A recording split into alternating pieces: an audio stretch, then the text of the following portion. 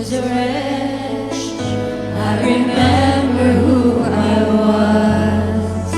I was lost, I was blind, I was running out of time. Sin separated, the bridge was far too wide. From the far side of the chasm, you held me in your side. So you made a way across the great divide. Left behind heaven's throne to build it here inside.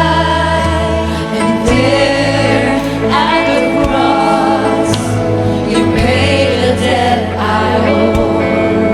Broke my chains, freed my soul. For the first time I had hope. Thank you, Jesus, for the blood applied. Thank you, Jesus, it has washed me white. Thank you, Jesus, you have saved my life. Brought me from the darkness into glorious light.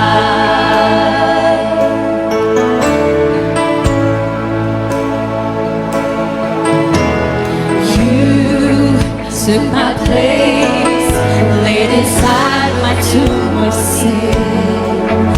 You were buried for 3 days, but then you walked right out again. And now death has no sting, and life has no end. For I have been transformed by the blood of the Lamb. Let the wonder-working power of the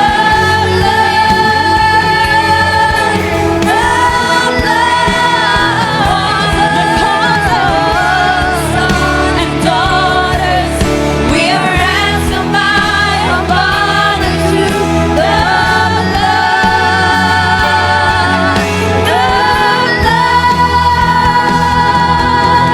Thank you, Jesus, for the blood of life. Thank you, Jesus, it has washed me white. Thank you, Jesus, you have saved my life.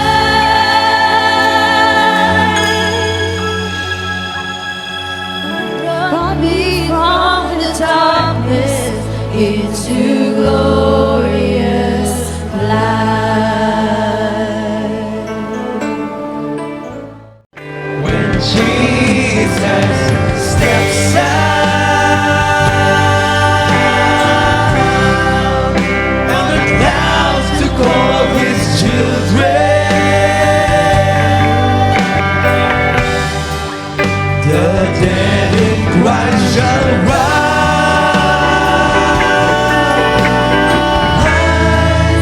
to meet him in the air.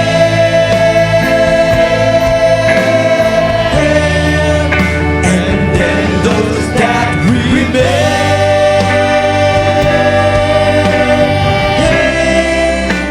shall be quickly changed.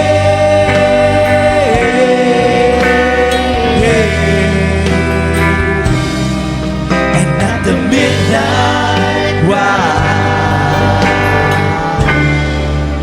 when Jesus comes again,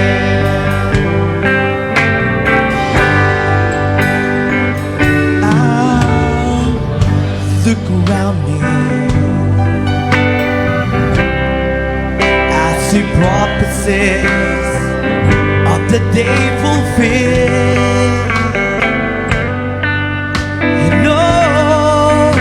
the signs of the time.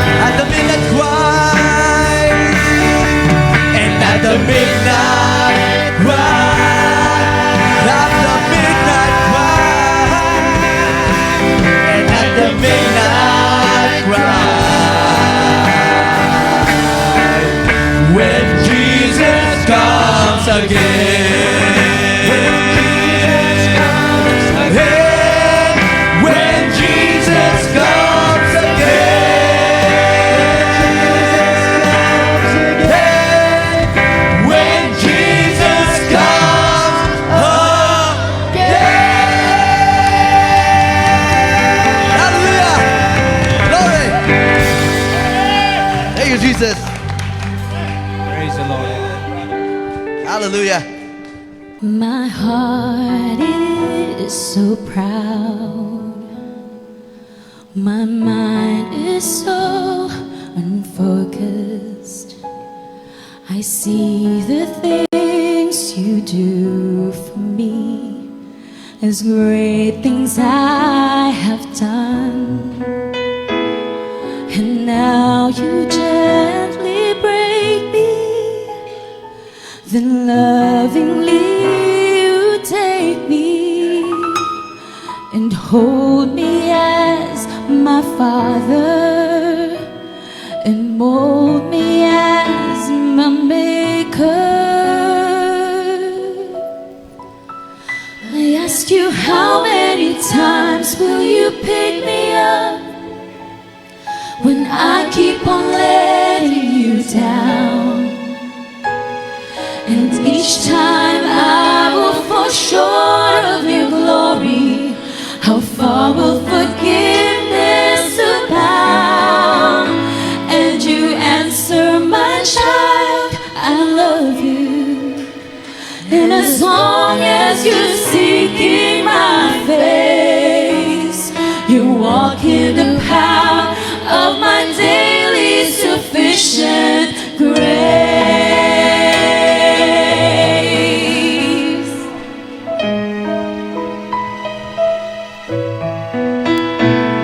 At times I may grow weak and feel a bit discouraged, knowing that someone somewhere could do a better job. For who am I to serve you?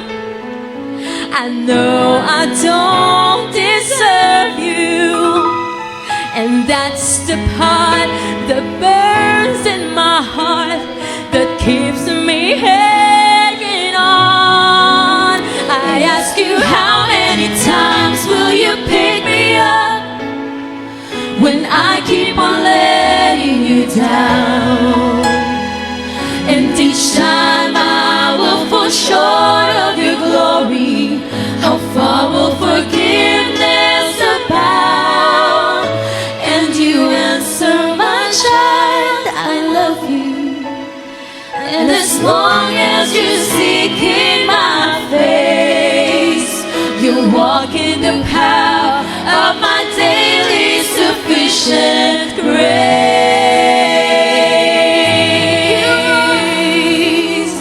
You are so patient with me, Lord. As I walk with you, I'm learning what your grace really means. The price that I could never pay was paid at Calvary. So instead of trying to repay you, I'm learning to simply obey you by giving all my life to you for all that you've given to me. I ask you, how many times will you pick me up when I keep on letting you down? And each time I will fall short of your glory. How far will forgiveness abound? And you answer, my child, I love you. And as long as you're seeking my face, you walk in the power of my daily sufficient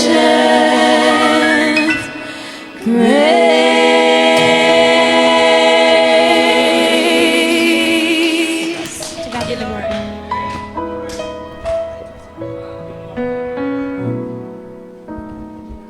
Palakpakan natin, Panginoon. Let's all stand, saints. Blessed assurance, Jesus is mine. He's been my fourth man in the fire, time after time. Born of His Spirit, washed in His blood, and what He did for me on Calvary is more than enough. Sing it, saints. I trust in God, my Savior, the one who will never fail. He will never fail. I trust in God. Sing it, saints. My Savior, the one Amen. who will never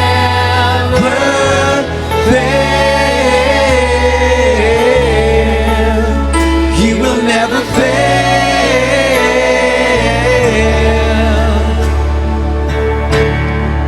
Perfect submission, all is at rest. I know the author of tomorrow has ordered my steps. So this is my story. This is my soul. I'm praising my risen King and Savior all the day long. Come on, I'm trusting God, the Savior, the one who will never fail. He will never fail. I trust in God, my Savior, the one who will never fail. He will never fail. Now, I sought the Lord, and He heard, and He answered. I sought the Lord, and He heard, and He answered. I sought the Lord, and He heard, and He answered. That's why I trust Him. That's why I trust Him. I sought the Lord, and He heard. Sing it, say. Hindi bingi ang ating Panginoon para hindi tingin ating mga panalangin. One more time. That's why I trust Him. That's why I trust Him. I sought the Lord, and He heard, and He answered. Hindi ba ikli ang kanyang kamay para abutin siya? Hallelujah! And I sought the Lord, and He heard, and He answered. That's why I trust Him. That's why I trust in God, my Savior, the one who will never fail. Hey, hallelujah! Hey, He will never fail. I trust in God, my Savior, the one who will never fail. He will never fail. For the last time, lift your voice. Oh, I trust in God, my Savior. Oh, glory! Hallelujah! You will never fail, Lord Jesus. Hallelujah, Lord. He will never fail. I'd like to invite Pastor Ian for a prayer. Pastor Ian, please come. my Savior, the one who will never fail. He will never fail.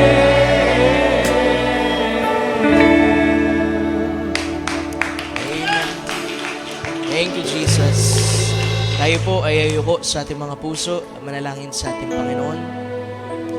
O Amang banal na may-ari sa aming buhay, O Diyos na dakila sa lahat, O Diyos, tunay ang sabi ng awit, Panginoon, na kami sa aming pagtitiwala, alam namin, Lord, na Ikaw ay hindi mabibigo, Panginoon.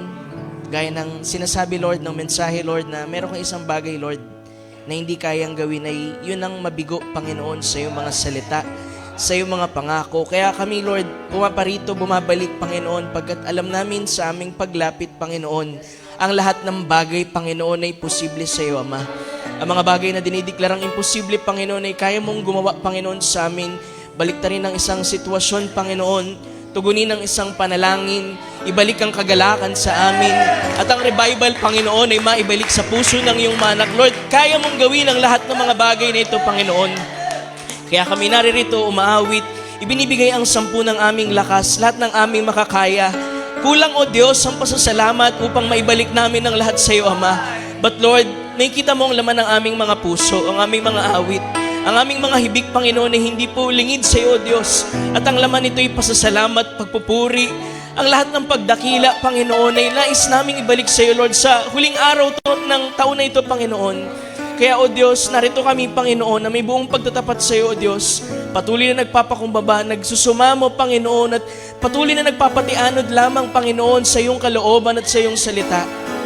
Kaya umaasa kami, Panginoon, na sa muli, Panginoon, na pagbuklod ng iyong mga anak, nawang iyong banal na Espiritu Santo, Panginoon, muli ay kumilos sa amin sa pinaka-espesyal na paraan, Panginoon, na muling hipuin mo ang labi, Panginoon, ng iyong mga ngaral sa gabing ito at magbigay ng kalakasan, Panginoon, sa bawat isa. Maraming salamat, Panginoon. Tinatagubili namin, Panginoon, ang lahat na to pagkat Ikaw, O Diyos, ang siyang pangunahin, Panginoon, na panauhin namin, Lord, sa gabing ito. Muli, Lord, umaasa kami sa iyong pagkilos na anuman, Panginoon, ang mensahe mo sa bawat puso, Panginoon, na nag-i-expect, Lord, ay abutin mo po ito, Panginoon. Anuman namang hindrances, alisin mo ito, O Lord, nang sa ganun ay maging malaya na ang pagkilos ng iyong banal na Espiritu Santo, Lord, sa bawat isa. Na uuwi kami, Panginoon, na lalong pinagtibay sa iyo pong mga banal na salita. Muli, Lord, maraming salamat. Sa iyo namin binabalik ang lahat po ng papuri at pasasalamat sa iyo pong dakila at matamis na pangalan, aming Panginoong Yesus. Amen and amen. Amen. So tumayo tayong lahat muli at ating pong buksan ang ating scripture with our subject for tonight, the path to a prosperous new year. Isang daan tungo sa isang masaganang bagong taon. Amen. I believe God wants to prosper you. The Bible said He wants to prosper you in health, in your soul, in your finances. I will supply all your need according to my riches and glory. Amen. I will never leave you nor forsake you. Yan ang pangako ni Lord sa atin. Kaya hindi kami nag-usap ni Paul, pero yan ang binasa niya kanina. Sabi ko, the same spirit, amen, the same leading. We'll read Philippians 3:13 to 14. Sabi po rito ni Apostle Pablo, Brethren, mga kapatiran, I count not myself to have apprehended. Hindi ako na alintana o nahuli o nanlamig. But this one thing I do, itong isang bagay na ginagawa ko, forgetting those things which are behind. Aking kalilimutan ang mga bagay na nakalipas and reaching forth unto those things which are before. At aking aabutin ang mga bagay na paparating. I press, ako'y nagsusumikap, amen, toward what the mark for the prize sa gantimpala and of the high calling of God in Christ Jesus. So this is not just a calling, but it is a high calling. Pinakamataas na katawagan. If you're a Christian, amen, you have the highest calling in this world. So may the Lord add a blessing for the reading of His Word. Tayo po'y manalangin muli. Hallelujah, Lord, Father God, we thank you so much, Ama, naming banal, sa kabutihan mo, sa kagandahan ng iyong loob, Panginoon, na hanggang ngayon kami buhay, malakas, nagpapatuloy, Panginoon, sa paglilingkod sa iyo. In spite of all the ups and downs, Lord, the ins and out, Lord God, the pro and cons in life, we are still here by your grace, Father. Nakakapagpatuloy kami hindi sa aming ganang sarili, kundi dahil sa biyaya mo, Panginoon. Sa iyong habag, Lord God, amen. We press on to the high calling in Christ, Lord God. Tulungan mo kami muli, Panginoon, habang kami ay haharap sa isang panibagong taon, Lord, ng pakikibaka, ng paglilingkod sa iyo, Panginoon. Nais namin ang iyong tulong muli, Panginoon, na makamtahan, Lord. Dahil kung wala ka, wala kaming magagawa. For without you, Lord, sinabi mo, we can do nothing. So, Lord, we just commit to you our new year, Lord God. Our lives with a new, Lord, consecration, a new commitment, a new devotion to you, Lord God, na ang aming sinimulan ay may pagpatuloy namin ng higit pa, Panginoon. Kung saan kami nang hina, pumalya, Panginoon, naway tulungan mo kami na kami maging matatag, maging maalab ang aming paglilingkod, magningas ang aming mga pananampalataya, upang, Lord God, huwag na kaming bumalik pa sa sanlibutan, huwag na kaming tumingin pa sa mga bagay ng mundo, kundi sa iyo lamang kami makafocus, dahil sinabi mo, we must lay aside every weight and every sin that easily beset us, but we must look unto you, Jesus, the author and finisher of our faith alone. Help us, Lord, Panginoon, patawarin mo kami sa aming pagkukulang at muli busugin mo kami ng iyong salita, ng iyong mensahe sa huling kapanahunan. Thank you, Lord, for a prophet. Thank you for a message that you have called us out of denominationalism but brought us to the pure word, to the message of the hour, which we are part of before the foundation of the world until now, Lord. Bless our visitors, bless everyone, those who are watching online. Pagpalain mo kami, Panginoon. Pagalingin mo ang may karamdaman at patatagin mo, palakasin ang mga nanghihina is our prayer for this evening. In Jesus' name we ask it for your glory. The bride says, Amen and Amen. God bless you. You can be seated. Amen. So, praise God. I believe that God wants to bless His children. Kung tayo lamang ay magpapatianod, sabi nga kayo ng prayer ni Pastor Ian, magpapatianod tayo, susunod tayo sa kanyang kalooban, I believe, mananatili sa kanyang salita, He will never leave us nor forsake us. He promised, Jesus promised in John 15:7, if my word abide in you and you abide in me, you can ask what you will and it shall be given unto you. Amen. Sabi sa Romans 8:28, and we know that all things work together for good. Amen. To them that love God. Do you love God? Kung ikay nagmamahal sa Panginoon, lahat ng bagay ay magkakalakip-lakip na gagawa sa ikabubuti mo.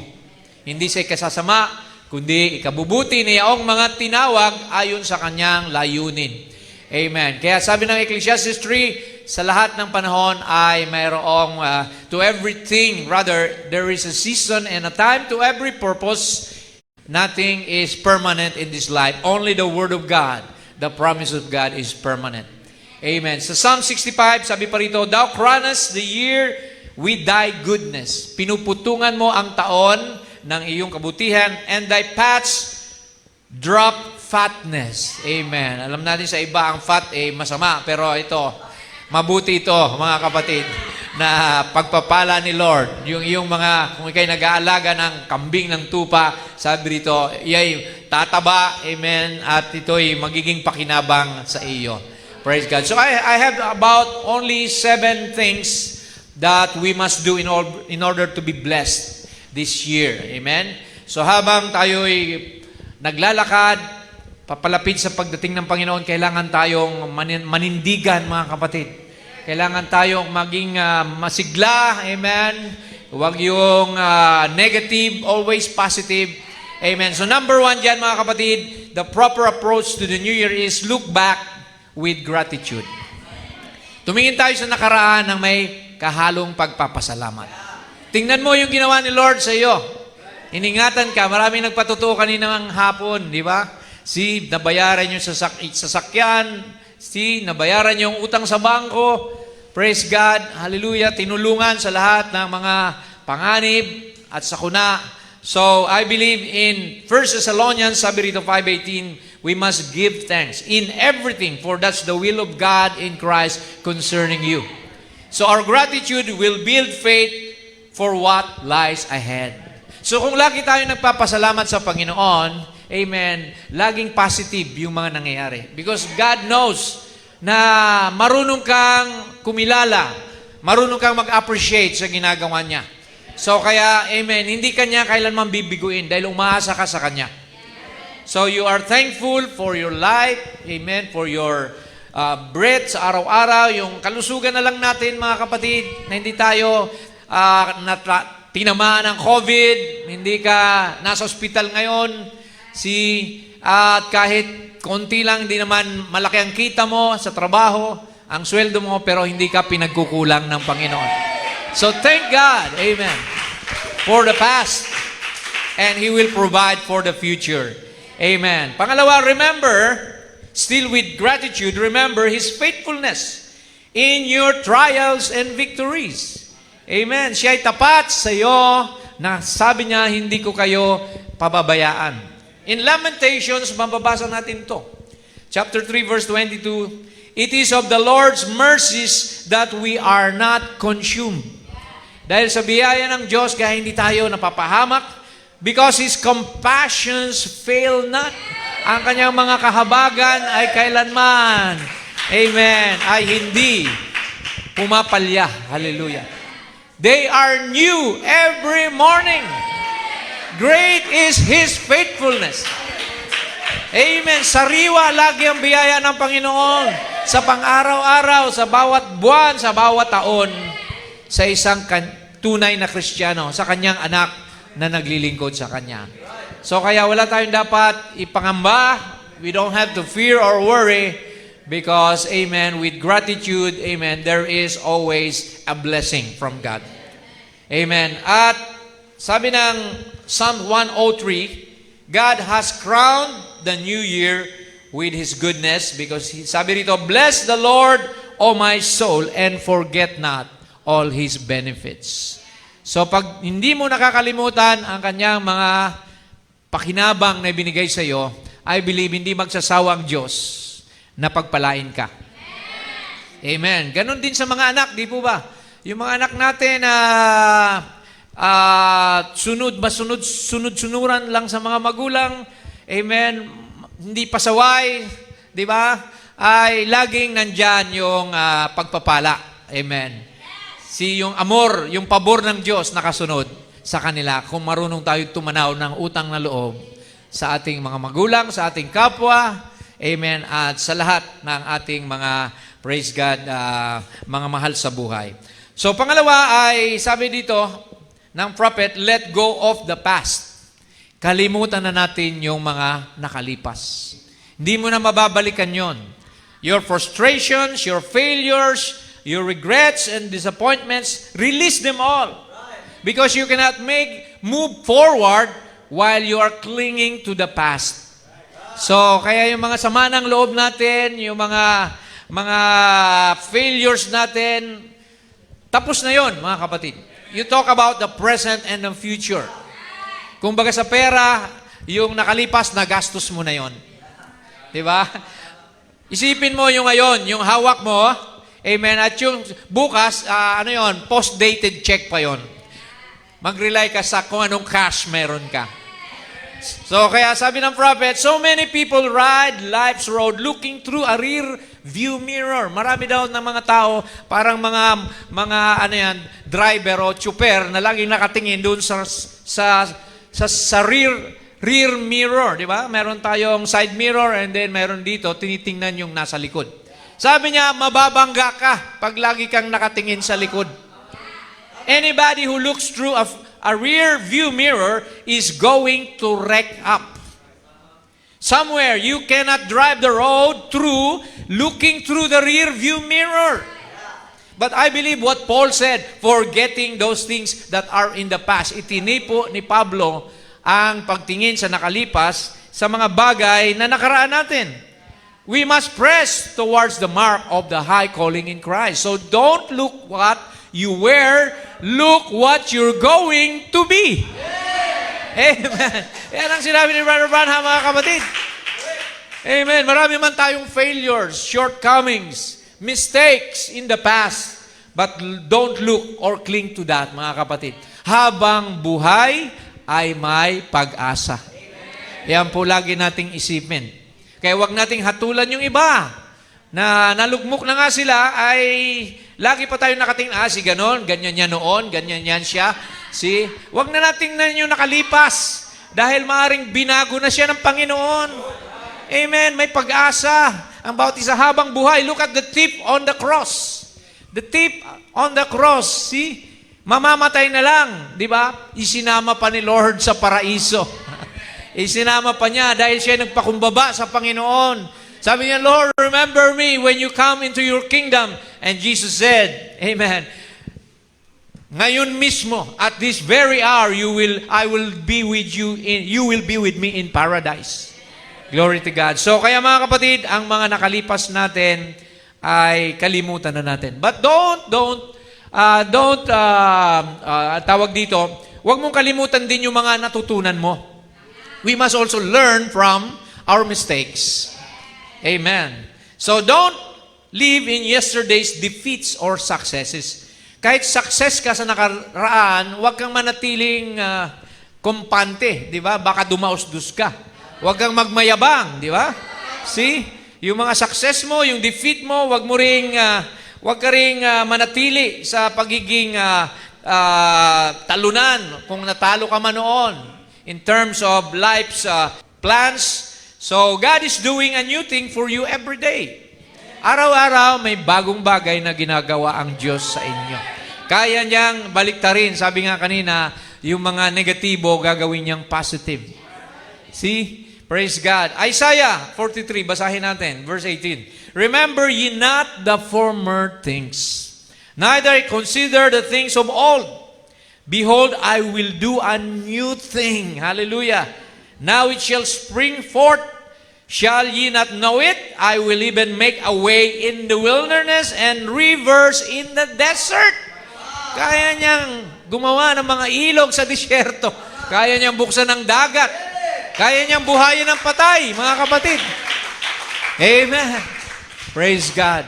Kahit wala kang pinag-aralan, o hindi ka naman nakatapos ng college, o wala kang trabaho, pero ang Diyos, amen, mayroong nakalaan para sa iyo.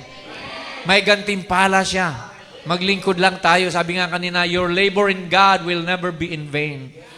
Susuklian ng Panginoon ng pabuya ang paglilingkod mo. Walang kalugian sa pagiging Kristiyano, mga kapatid.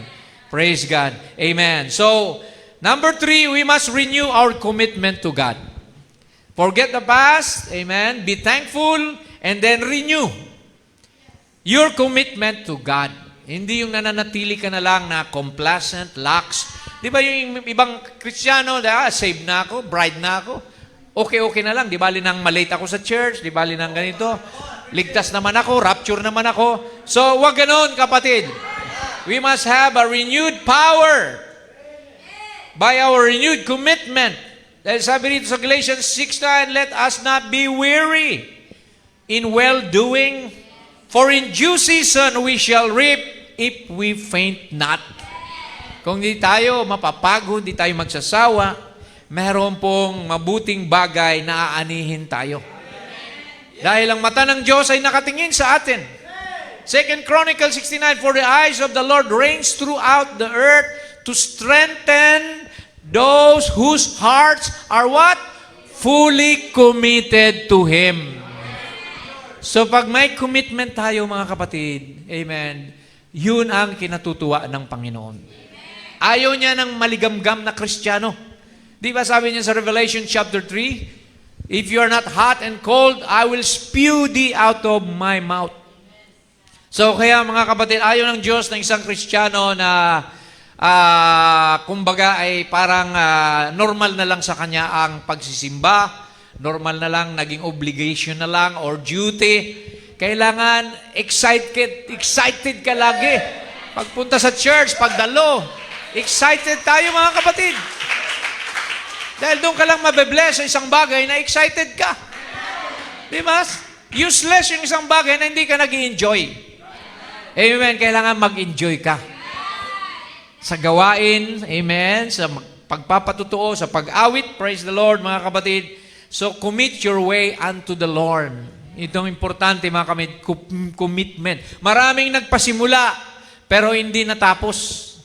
Hanggang sa bautismo lang, nabasa lang, pero hindi na nagpatuloy. Kailangan natin ang full commitment, full surrender to the Lord. Amen. So, present yourself afresh to God. Amen. Kung pupunta ka sa trabaho, naliligo ka, nagpapabango ka, kung makikipagkita ka kay dear sister or brother, di ba? See, you refresh yourself para ganado ka kung ano man ang event na gagawin mo. Ganon din sa Panginoon. Present yourself afresh to God. It's a call to consecration and surrender. So napakahalaga ng commitment, mga kapatid. Kaya maging sa mga pastor, di ba? Maraming may gift na pastor. Meron silang gift, magaling mag-preach, magaling mag-convert, pero kung wala kang commitment, hindi mo pinangalagaan yung tupa na binigay sa iyo ni Lord, masisira lang ang gawain. Kailangan committed tayo, amen, na hindi tayo basta-basta susuko anumang problema ang dumating sa iglesia, mga kapatid. Dahil pag pastor ka, you were ordained to be a pastor before you were born. May mga pastor na nag-abroad dahil may trabaho, iniiwanan yung tupa. Hindi talaga totoong pastor yon. Kasi ang pastor, hindi niya ipagkakanulo ang tupa ng Panginoon. Hindi siya hireling. Alam natin, nasabi ng Biblia, may mga hirelings. Pag may kita, pag wala, ayaw na. Hindi tayo naglilingkod dahil sa pera, mga kapatid. Para sa kaluluwang paglilingkod. It's a soul-winning job na kailangan nating gampanan bilang fivefold ministry, mga kapatid. So we must be committed to that purpose. Sabi nga ni Prophet, mag-alisan man yung mga tao, magpipreach pa rin ako kahit 4 na poste na lang natira sa church. Basta katotohanan ang aking pinapangaral. I don't have to worry. Kasi yung mga anak ng Diyos, mananatili sila doon sa katotohanan. Yan ang hahanapin. Amen. We're not looking for a Hollywood evangelism. Amen. We're looking for the truth.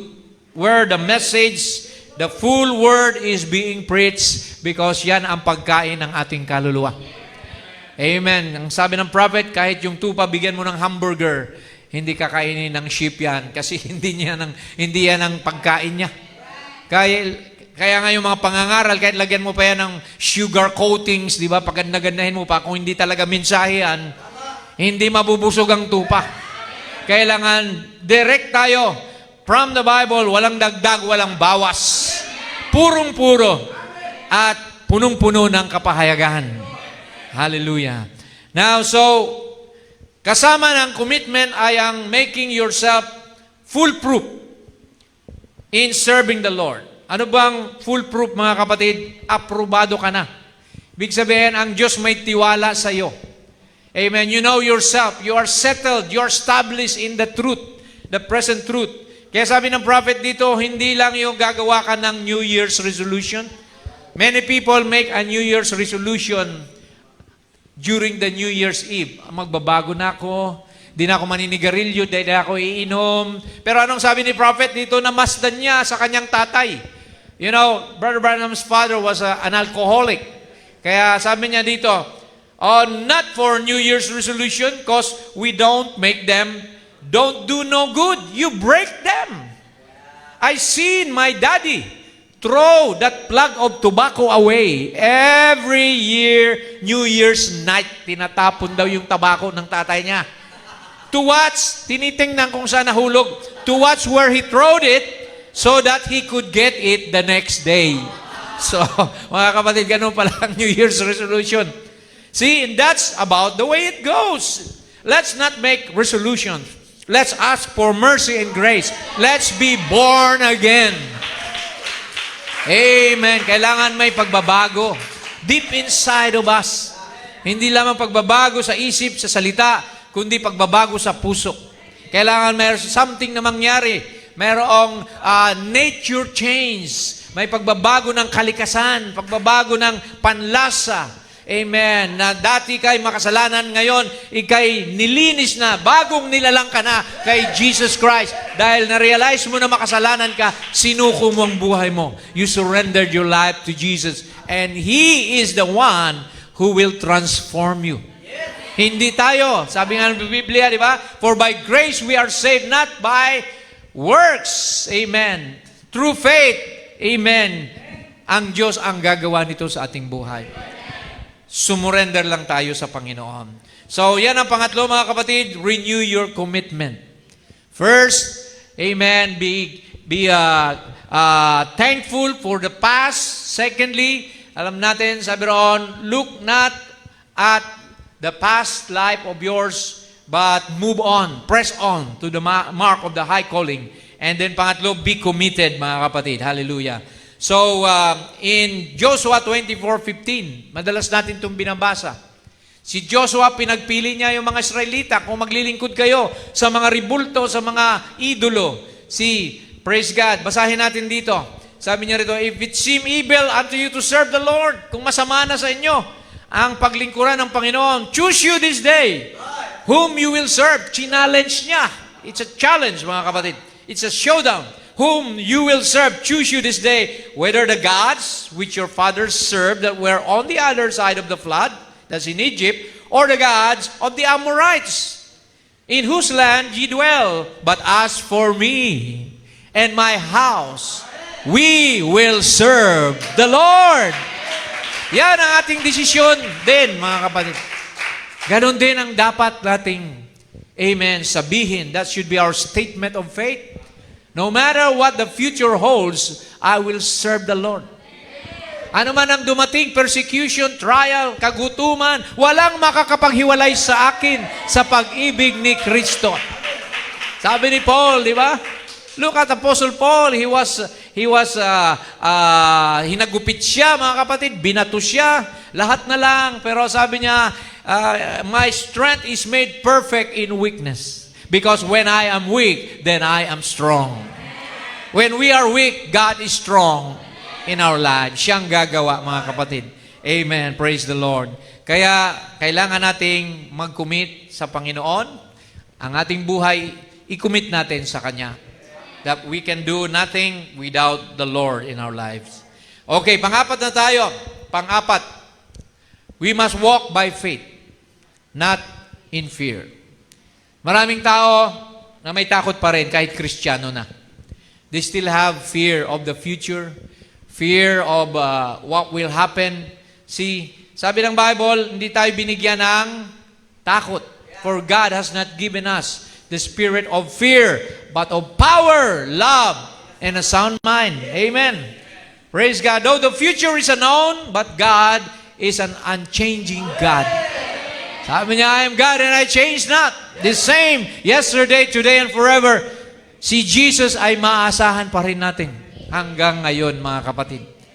Trust in the Lord. Proverbs 3. With all thine heart, buong puso, magtiwala kayo sa Panginoon. And lean not unto thy own understanding. Huwag kang umasa sa sarili mong haka-haka. Marami mga overthinkers, di ba?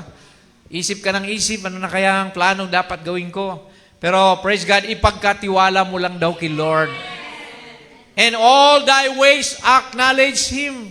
Sa lahat ng iyong pamamaraan, sa lahat ng iyong lakad, kilalanin mo siya, nakasama mo siya. And He shall direct thy paths. Siya ang gagawa, gigiya, gagabay sa bawat lakad mo. Amen. Di ba yan ang ating ginagawa, mga kapatid? For how many years na naglilingkod tayo kay Lord?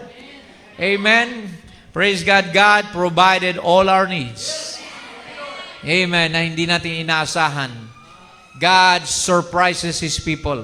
Minsan nasa dulo ka na, nasa bingit ka na ng panganib, pero nandyan pa rin siya. Hinango ka niya sa putik. Nilalayo ka niya sa mga panganib, mga kapatid. See, God will provide everything because He is obligated to look out for His children's mga benefit, mga kapatid, at welfare. Amen. See, so trust God. God's leading even when the path is unclear. Kahit di natin alam ang future, di natin alam ang kinabukasan, what will be the result. Sabi ng Bible, we must walk by faith, not by sight. Huwag lang yung nakikita mo. Dahil kumpiyansa ka, nakikita mo ganito, ganyan. Magbabago ang sitwasyon. Pero kung may tiwala ka sa Panginoon, hindi nagbabago ang Diyos. Siya lang ang hindi nagbabago, kapatid. Magbago man ang sitwasyon sa buhay natin, ay ang Panginoon maaasahan sa lahat ng oras. He is our refuge, He is our armor, the Bible speaks. Amen. So, ang faith natin, ito nang bibigay sa atin ng divine direction. Binasa natin kanina ang 2 Timothy 1:7. Hindi tayo binigyan ng takot, mga kapatid. Siyang Kristiyano, kahit mamatay, hindi siya natatakot. We have no fear of death, mga kapatid, dahil nagtagumpay na si Lord sa kamatayan. Death has no more power over a Christian. Grave, where is your victory? Sabi nga ni Paul, di ba? So, kaya ipasa Diyos natin lahat ng bagay. Amen. Whatever happens, kung ikay Kristiyano, it's for your own good, kapatid.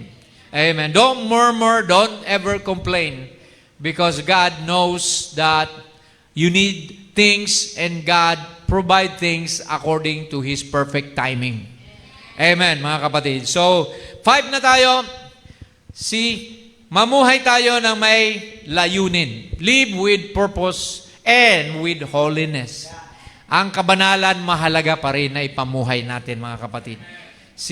Praise God. Redeem the time, for the days are precious. Make your calling and election sure. Siguraduhin mong tinawag ka ng Panginoon. Dahil sabi ng Biblia, if you do these things, you shall never fall. Pag alam mong tinawag ka, pinili ka ni Lord, amen, ang lahat ng bagay ay alam ng Diyos at ito'y pinahintulutan ng Diyos. Amen. Your preparation today will determine the impact of your life tomorrow. So we must walk wisely, not carelessly. Ito pong sa Ephesians, sinabi ni Pablo, see then that ye walk circumspectly. Maingat daw ang paglakad. Sabi ni Brother Branham, walk like the Indians with 10 look on. Ang mga Indian daw, alam natin mga Indian, mga warriors yan eh. When they walk, when they step 1, lingon kagad yan. Step 2, lingon pa rin. Kada lakad, maingat sila. Baka may palaso, mayroong sibat, mayroong bitag. So, ganun din ang sinasabi ni Paul dito. Mag-ingat tayo sa ating mga lakad, hindi gaya sa mga mangmang. Not as fools, but as wise, redeeming the time because the days are evil. Wherefore, be ye not unwise, but understanding what the will of the Lord is.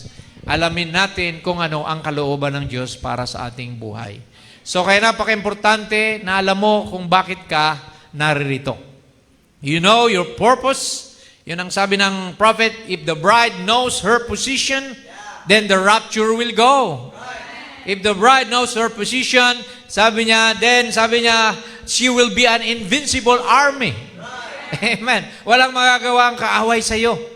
Dahil ikay kumbinsido na nakasama mong Panginoon, hindi ka matitinag, inawit natin, you're more than an overcomer, more than conquerors in Christ Jesus. We are, mga kapatid. Sinabi ng salita, panindigan natin. And it will come to pass in your life. Amen. So holiness, napaka-importante dahil kapag ikay namumuhay sa kabanalan, ang Diyos gagamit sa iyo. Because you become the temple of the Holy Spirit. Di ba? Walang templo na gagamitin ng Diyos kung ikay ay namumuhay pa sa sanlibutan, sa bisyo. See, God will not come or indwell in somebody that is not clean and sanctified in the eyes of God. So, kailangan natin ang sinabi ni Pedro sa 1:15, 1 Peter, but as He which hath called you is holy, so be ye holy in all manner of conversation. Pag sinabing conversation, pamumuhay, pangungusap, because it is written, be ye holy, for I, your God, is holy. Amen. So alam natin ang holiness, hindi lamang yan sa pananamit, kundi sa pananalita. Let no evil communication come out of your mouth. Sa mga pag-iisip, huwag tayo mag-isip ng may malisya, may masamang motibo sa kapwa. Kailangan, amen, laging malinis ang ating budhi. Hindi tayo nagtatanim ng sama ng loob. Amen. We don't carry what we call wrath or anger or malice or strife or what we call jealousy. So wala na sa atin yan, mga kapatid. See, we are living in a life that is holy, peaceful, amen, with no grudges, kundi ang iniisip mo ay sa kapakanan ng kapwa mo. Yun ang tunay na Kristiyano. Sampalin ka man sa kaliwa, sabi ni Lord, pwede mo pa ipasampal yung kanan, di ba? Si ano yun? Pagpapahinuhod. Amen. That is forfeiting our rights as a sheep of God. Sabi nga ni Lord, love even your enemies and pray for those that persecute you. Amen. So pang-anim tayo mga kapatid. What's the path to a prosperous new year? Move forward with hope. Huwag mawawala yung pag-asa sa atin. Sabi ko nga kanina, habang buhay may pag-asa. Enter this new year with expectation, not anxiety. Iba kasi yung anxiety, may takot yung anxiety. May pagdududa, hindi ka sure. You're trembling.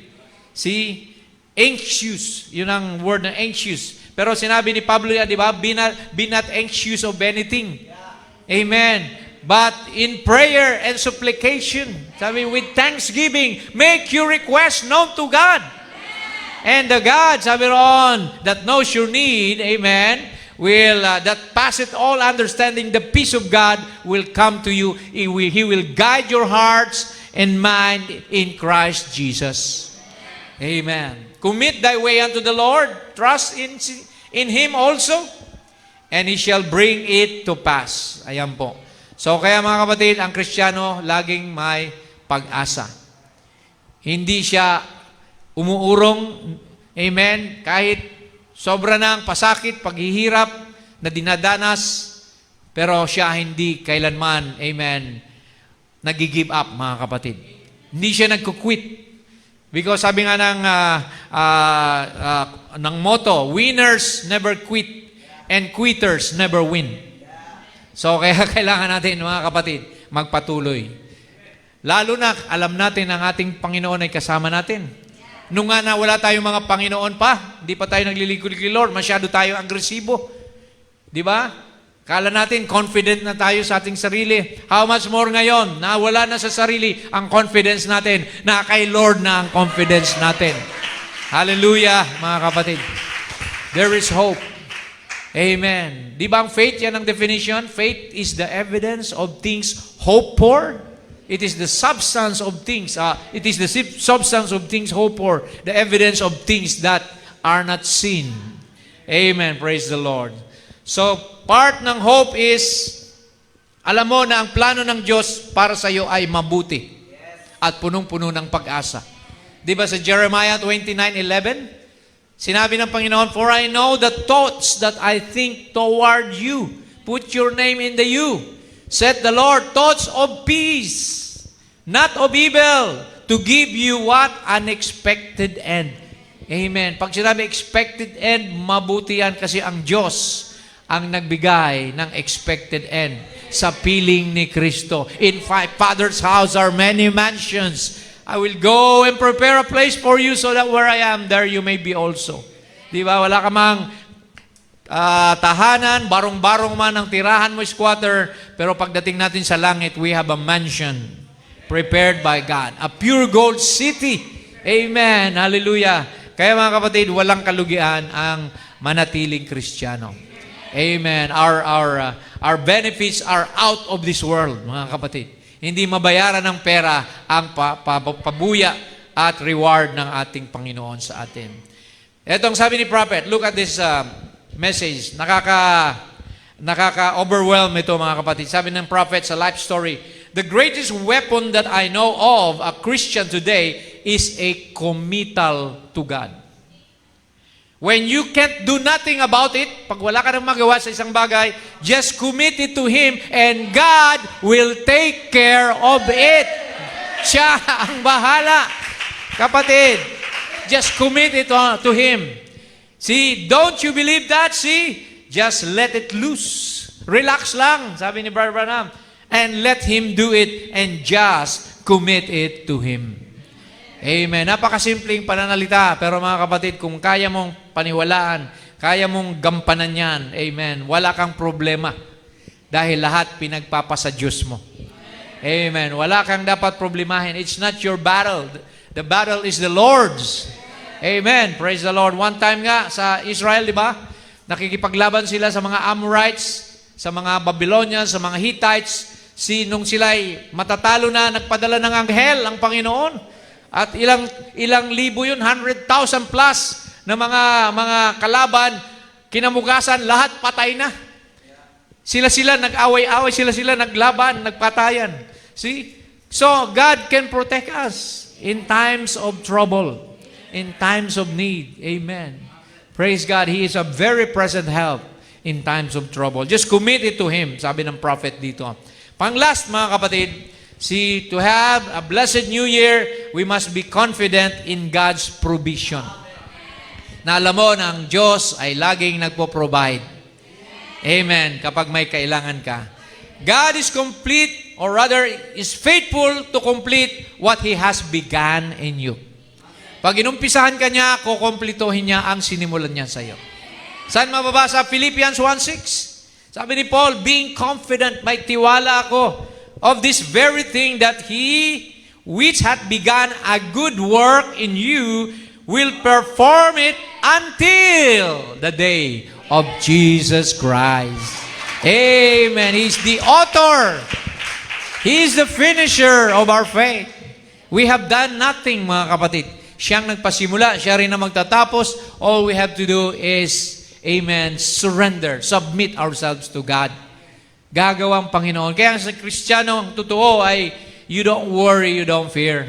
Because you know, ang orasan ng Diyos, it's ticking at its right time. Amen. Hindi late ang Panginoon, is always on time for His appointments. Amen. Kaya anong dapat natin ipag-alala, mga kapatid? Wala. All we have to do is just trust in God, cling to Him.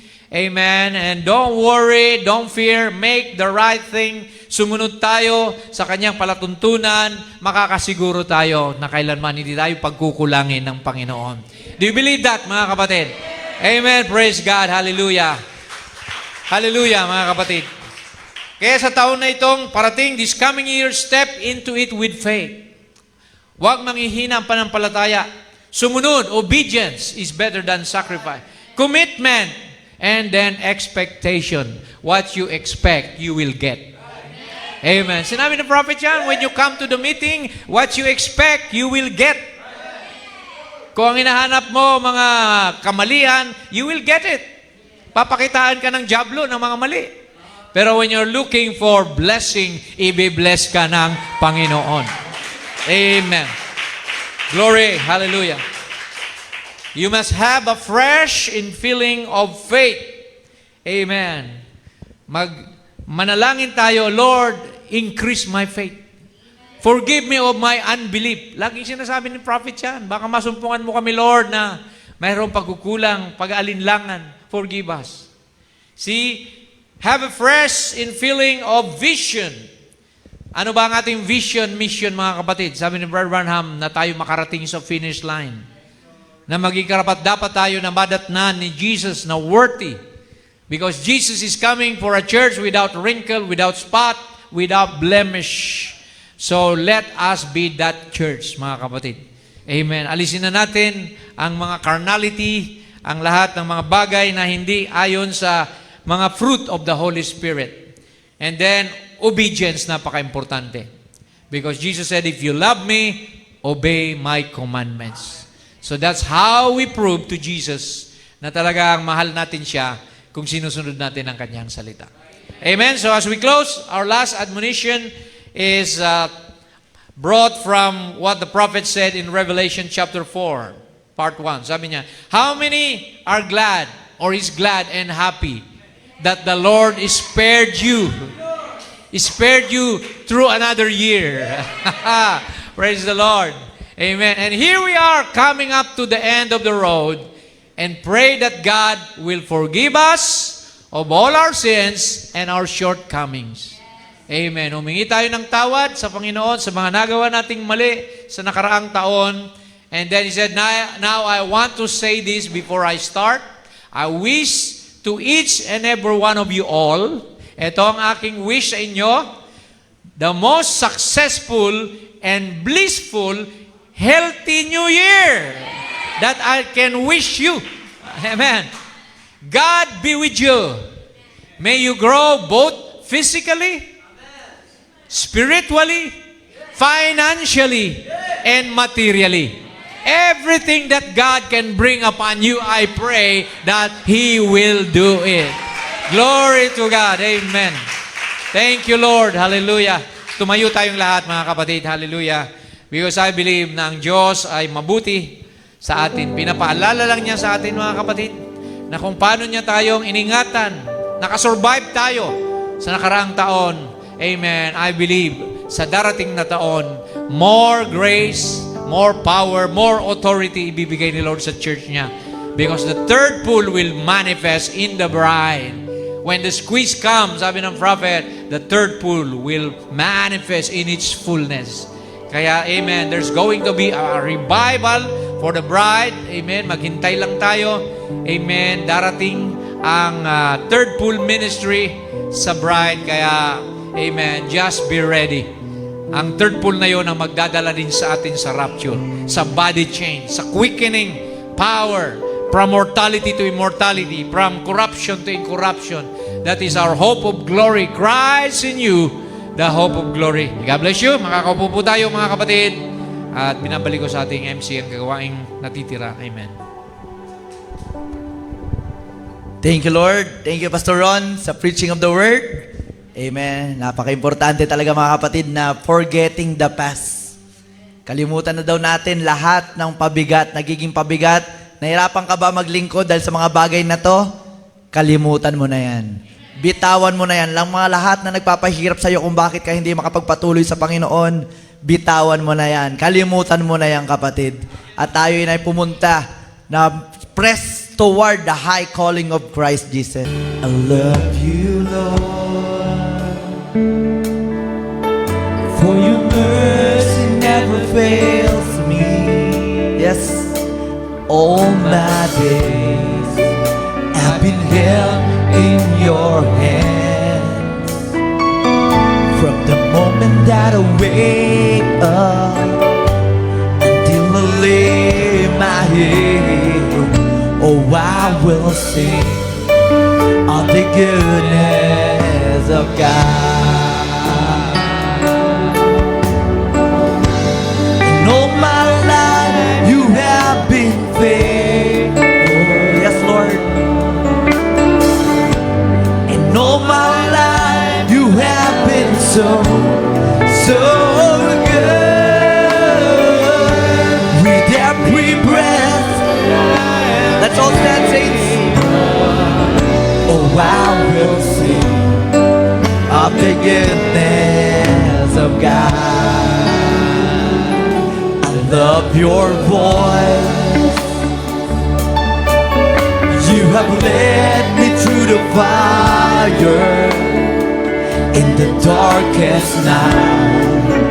You are close like no other. I've known you as a father.